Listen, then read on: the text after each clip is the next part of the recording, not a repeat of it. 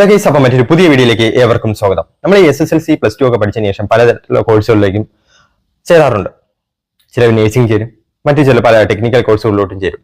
പക്ഷെ ചേരുന്നതിന് മുമ്പ് നിങ്ങൾ തിരഞ്ഞെടുക്കുന്ന സ്ഥാപനം അംഗീകാരമുള്ളതാണോ, അവിടുത്തെ സർട്ടിഫിക്കറ്റിന് അംഗീകാരമുണ്ടോ എന്നൊക്കെ വളരെയധികം അന്വേഷിച്ചതിന് ശേഷം മാത്രമേ നിങ്ങൾ ആ ഒരു സ്ഥാപനത്തിൽ പഠിക്കാൻ വേണ്ടി ചേരാവൂ.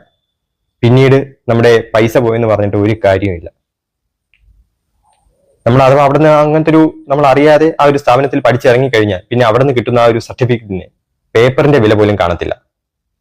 അങ്ങനെ ഒരു അവസ്ഥയാണ് ഒരു കൂട്ടം വിദ്യാർത്ഥികൾക്ക് സംഭവിച്ചിട്ടുള്ളത്. നിങ്ങൾ ഈ ന്യൂസ് ഒന്ന് കണ്ടു നോക്കിയേ. വിദ്യാഭ്യാസ തട്ടിപ്പ് ആരോപണവുമായി ഒരു കൂട്ടം വിദ്യാർത്ഥികൾ കൊല്ലം കോളേജ് ജംഗ്ഷനിലെ Indian institute of paramedical science എന്ന സ്ഥാപനം നൽകിയ സർട്ടിഫിക്കറ്റ് വ്യാജം എന്നാണ് പരാതി. ഞങ്ങൾ BSc സ്റ്റുഡൻസ്. അപ്പം ഞങ്ങൾക്ക് ഇനിയിപ്പോൾ ഒന്നും കിട്ടത്തില്ല, സർട്ടിഫിക്കറ്റ് ഇല്ല. നമ്മൾ എക്സാം 4 സെം എഴുതിയതിന് തെളിവില്ല, ഒന്നുമില്ല. ഇപ്പോൾ ഞങ്ങൾ 2 വർഷം കോഴ്സ് പഠിച്ച് പൂർത്തിയാക്കിയതാണോ? 2 വർഷം പഠിച്ചതിന് ഞങ്ങൾക്ക് തെളിവില്ല. ഞങ്ങൾ ഈ 4 സെം എഴുതിയതിന് ഞങ്ങൾക്ക് യാതൊരു തെളിവും ഇല്ലാതായിപ്പോയി. മാർക്ക് ലിസ്റ്റ് ഇല്ല, സർട്ടിഫിക്കറ്റുകളില്ല, അടച്ച ഫീസിൻ്റെ തെളിവുകളൊന്നും ഇല്ലാതായിപ്പോയി. 1.5 ലക്ഷം രൂപയോളം അടച്ചു കഴിഞ്ഞു. രാഹുൽ ജിനാഥ് വിവരങ്ങളുമായി നമുക്കിപ്പം ചേരുന്നുണ്ട്. രാഹുൽ, കുറെ വിദ്യാർത്ഥിനികളെ നമുക്ക് ഇതിൽ കാണാൻ കഴിയുന്നുണ്ട്. 2 വർഷം, അതായത് 4 സെമസ്റ്റർ പരീക്ഷ എഴുതി എന്നൊക്കെ പറയുന്നുണ്ട്. ഈ സ്ഥാപനത്തിന്റെ ആരും ഇല്ലേ അവിടെ? എന്താണ് സംഭവിച്ചത്?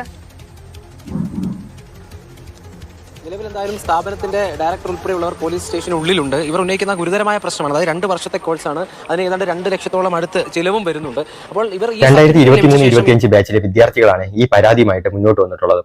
അവർ ഇന്റേൺഷിപ്പിന് വേണ്ടി ഹോസ്പിറ്റലുകളുടെ സമീപിച്ച സമയത്താണ് അവർ അറിയുന്നത് തങ്ങളുടെ കയ്യിലിരിക്കുന്ന ഈ ഒരു സർട്ടിഫിക്കറ്റ് വ്യാജമാണെന്ന്.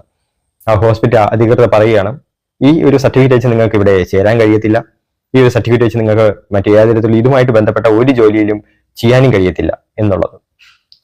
ഈ അറിഞ്ഞ സമയം അവർ ആ വിദ്യാർത്ഥികളുടെ ഒരു മാനസികാവസ്ഥ നിങ്ങളൊന്ന് ആലോചിച്ച് നോക്കിയേ. തുടർന്നാണ് ഇവർ ഈ ഒരു സ്ഥാപനത്തിന്റെ ഉടമ അമൽരാജിനെതിരെ പരാതി കൊടുക്കുന്നത് പോലീസിൽ. നിർഭാഗ്യം എന്നാൽ ഈ ഒരു ഉടമ ആത്മഹത്യ ചെയ്തു. ഈ പരാതി ഉയർന്ന സമയത്ത് ഇദ്ദേഹത്തിന്റെ ആത്മഹത്യ കുറിപ്പ് കണ്ടുകെട്ടിയിട്ടുണ്ട്, പക്ഷെ അതിന്റെ വിവരങ്ങൾ കൂടുതലായിട്ട് ഇപ്പം പബ്ലിഷ് ആയിട്ടില്ല. ആ ഒരു ഇത്രയും വിദ്യാർത്ഥികളുടെ 100ഓളം വിദ്യാർത്ഥികളുടെ മാനസികാവസ്ഥ നിങ്ങളൊന്ന് ആലോചിച്ച് നോക്കി. അവിടെ പണം പോയി, അവിടെ വിലപ്പെട്ട 2 വർഷം പോയി.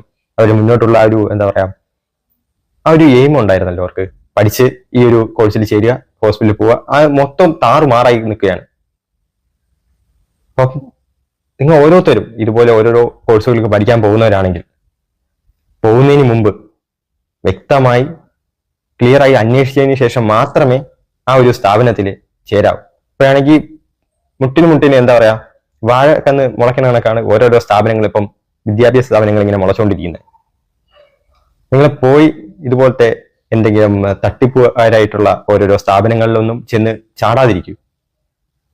ഇത് മാത്രമല്ല, ഏവിയേഷൻ കോഴ്സിന്റെ പല സ്ഥാപനങ്ങളുണ്ട്, ഫേക്ക് ആയിട്ടുള്ള കുറെ എണ്ണമുണ്ട്.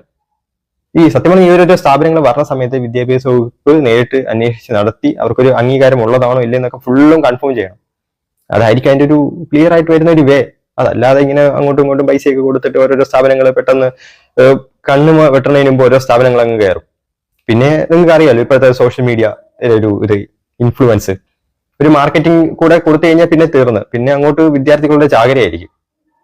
പിന്നെ കോംപ്രമൈസ്, ഇതുപോലത്തെ ഓരോരോ സ്ഥാപനങ്ങൾ പുതിയതായിട്ട് വരുന്ന ഓരോ സ്ഥാപനങ്ങളിൽ കോംപ്രമൈസ് ഇങ്ങോട്ട് പറയുന്ന ഒരൊറ്റ സ്ഥാപനങ്ങളിലും ചേരാൻ പാടില്ല. ഇപ്പം ഓരോരോ കോഴ്സുകളിലും ചേരാൻ നിർദ്ദിഷ്ട മാർക്കുകളും ഇന്ന പോലെ ചിലതിൽ +2 സയൻസ് പഠിച്ചിരിക്കണം, ചിലതിൽ +2 പാസ്സായിരിക്കണം, SSLC പാസ്സായിരിക്കണം, അങ്ങനെ പല നിബന്ധനകളുണ്ട്. ഇപ്പൊ ഫെയിലായാലും കുഴപ്പമില്ല, ഇപ്പം +2 സയൻസ് പഠിച്ചിരിക്കുന്ന മാത്രമേ ആ ഒരു കോഴ്സിലോട്ട് ചേരാൻ കഴിയത്തുള്ളൂ. അങ്ങനെ വരുന്ന ചില കോഴ്സുകളിൽ ചില സ്ഥാപനങ്ങൾ പറയും +2 ഇപ്പൊ ഹിസ്റ്ററി എടുത്താലും കുഴപ്പമില്ല. അങ്ങനെയൊക്കെ പറയുന്ന ഒരു സ്ഥാപനങ്ങളിൽ അവിടെ നിന്ന് പിന്നെ നിൽക്കാനേ പാടില്ല, രക്ഷപ്പെട്ടു പോക്കോണം. അപ്പം നമുക്ക് വിലപ്പെട്ട നമ്മുടെ സമയവും നമ്മുടെ പണവും നമുക്ക് നഷ്ടമാവും ഇതുപോലത്തെ വ്യാജമായിട്ടുള്ള ഓരോരോ സ്ഥാപനങ്ങളിൽ ചെന്ന് ചേരുമ്പോൾ. ഇതിന്റെ ഇനിയിപ്പം കൂടുതൽ അന്വേഷണങ്ങൾ വന്നാൽ, കൂടുതൽ ആത്മഹത്യ കുറിപ്പിൽ എന്താണ് എഴുതിക്കുന്നത്, ബാക്കി ഡീറ്റെയിൽസ് വന്നാൽ ഇതിന്റെ വ്യക്തമായിട്ടുള്ള ഒരു ധാരണ കിട്ടത്തുള്ളൂ. ഇനിയിപ്പം വേറെ എന്തെങ്കിലും ചതിവ് പറ്റിയതാണോ എന്നൊന്നും അറിയത്തില്ല. ഇത് എത്ര വർഷമായിട്ട് സ്ഥാപനം പ്രവർത്തിക്കുന്നു പോലും അറിയത്തില്ല. ഗൂഗിളിലൊക്കെ നോക്കിയപ്പം ജസ്റ്റ് അതിന്റെ സ്ഥാപനത്തിന്റെ ഫോട്ടോ പോലും കാണാനില്ല. ജസ്റ്റ് ആ ഒരു റോഡിന്റെ ഇതിനകത്താണ് ഈ ഒരു സ്ഥാപനത്തിന്റെ പേരും എഴുതി ലൊക്കേഷൻ കൂടെ കാണിച്ചിരിക്കുന്നത്. ഇനി മുന്നോട്ട് ഇതിന്റെ ഡീറ്റെയിൽസ് വന്നാൽ മാത്രമേ എന്താണ് വ്യക്തമായിട്ടൊരു ക്ലിയർ പിക്ചർ കിട്ടത്തുള്ളൂ. പക്ഷെ എന്തോ ഒരു മേജറായിട്ടുള്ള മിസ്റ്റേക്ക് ഇതിൽ നടന്നിട്ടുണ്ട്. അല്ലാതെ ഇപ്പൊ ഇതിന്റെ ഉടമ പെട്ടെന്ന് ആത്മഹത്യ ചെയ്യേണ്ട ഒരു കാര്യമില്ലല്ലോ. അപ്പം ദയവായി ഇതുപോലത്തെ കോഴ്സുകളിലൊക്കെ പഠിക്കാൻ പോകുന്നതിന് മുമ്പ് വളരെയധികം അന്വേഷിച്ചതിന് ശേഷം മാത്രം ചേരുക. അല്ലെങ്കിൽ പിന്നെ എല്ലാം പോയിട്ട് പിന്നീട് നമ്മളെ ഒന്നും പറഞ്ഞിട്ട് പിന്നീട് കാര്യമില്ല. എന്ത് പറയാനാ പിന്നെ? അപ്പം എല്ലാവരും ഓരോരുത്തരും അവരുടേതായ മക്കളെ ചേർക്കുന്നതിന് മുമ്പ് വളരെയധികം ശ്രദ്ധിക്കുക. മറ്റൊരു പുതിയ വീഡിയോ ആയിട്ട് വീണ്ടും കാണാം. ബൈ.